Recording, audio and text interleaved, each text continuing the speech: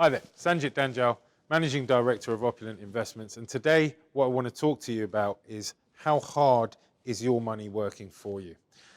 Really who I'm targeting with this video is people with a high level of disposable income and don't really know what to do with their money.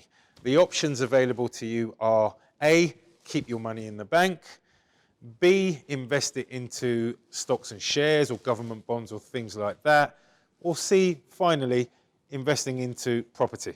Let's look at option A, keep your money in the bank. Interest rates at the moment are at an all-time low. What this means is the current Bank of England base rate is sitting at about 0.75%, which means if you keep your money in the bank, you're going to earn between 0.5% and 1% of your money. Now, given that inflation is currently running at between 2 and 2.5%, effectively what that means is by keeping your money in the bank, you're actually going to be losing money. So I think it's safe to say that option A should be ruled out. Option B is investing into stocks and shares and giving your money to an investment broker who will then invest that money into a series of companies and on the hope that those companies will perform well and you'll generate a return on your investment. Let's just stop and think about that for the minute. At the moment, we're on the verge of a global economic slowdown. Brexit is looming in the UK. We need to actually stop and think about how plausible is it for companies to succeed in today's current environment. What's more, we also need to look at is if you do invest into companies, how easy is it to get liquid again? And how easy is it to withdraw your money? Finally, what I want to talk to you about is control. With stocks and shares, effectively you're relinquishing all control to another person. And let's face it, you have no control over how successful that company is in the short, medium and long term. So with that in mind, unless you like parting with money on the hope that you will generate a return, stocks and shares are definitely not something to consider. I always remember something that my lecturer taught me in university as well, going back many, many years. What he told me was all of the share prices and all of the company share prices that you read in the papers and that you see online have already absorbed all of the information available in the public domain. So effectively, what he told me was the only way you can make money from investing in shares is if you know the CEO or if you know someone from inside that company and they've leaked some information to you from which you can benefit from.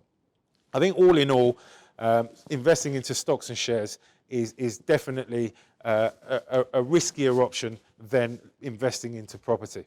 Let's look more at property now and why we believe property is where you should be focusing on. Investing into property is something that is, first of all, tangible. So in return for your money, you actually own a property. You're in control of that property. What's more, you can also add value to that property and increase the value of that investment over a given period of time. As well as that, with property, you can also leverage, something you can't do with stocks and shares. Therefore, if you've got £30,000, you can actually use that to buy a property that's worth £150,000. Therefore, any appreciation that you get from that property, the appreciation is going to be based on the £150,000 and not the £30,000 that you initially invested. Again, something that you cannot achieve with stocks and shares. Let's also look at the UK property industry and why, historically, property prices in the UK have doubled every 8 to 10 years. The reason why that's happened is because fundamentally within the UK there is a shortage of properties. The government are not building enough properties here in the UK to cope with the demand. As a result, property prices have always risen. Even during the global financial crisis of 2008, yes, there was a downturn for a couple of years, but long term, if you look at prices before then and now, prices are higher now. As well as that, interest rates, as I've mentioned previously, are at an all-time low, which means the cost of borrowing is cheaper now than it has ever been before. In addition to all of that, there is also the ability to earn income in two different ways from property. Number one, through income generation, rental yield, i.e. you rent your property out, but also as a result of that shortage of properties being built, you also stand to gain from capital appreciation. and an increase in the value of that asset over any given time. So when you look at all of those three options, I think for me it's quite clear that property investment is leading the way, which is why we decided to set up Opulent, and which is why we advise all of our investors to look at property primarily. The ideal solution is to spread your risk and have a portfolio of everything, but unfortunately not everyone is in a position to be able to do that. So if it was me, the first opportunity I would look at is property investment, and then potentially use that to fund other types of investments elsewhere.